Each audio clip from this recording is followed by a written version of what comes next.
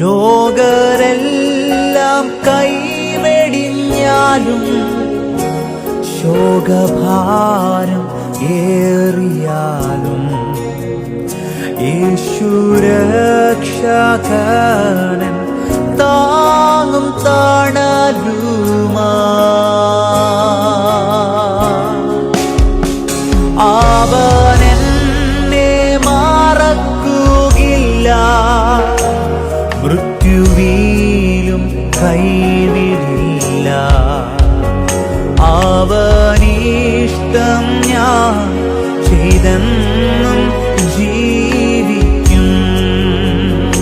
അവനിഷ്ടം ഞാൻ ചെയ്തെന്നും ജീവിക്കും.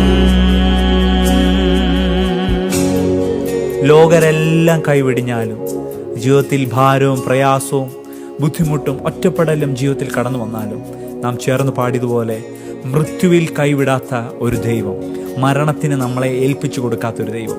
ക്രിസ്തുവിൽ എല്ലാവർക്കും ഒരു പ്രത്യാശയുണ്ട്. നാം മരിച്ചാൽ, ക്രിസ്തുവിൽ മരിച്ചാൽ നാം വീണ്ടും ഉയർക്കുമെന്ന്.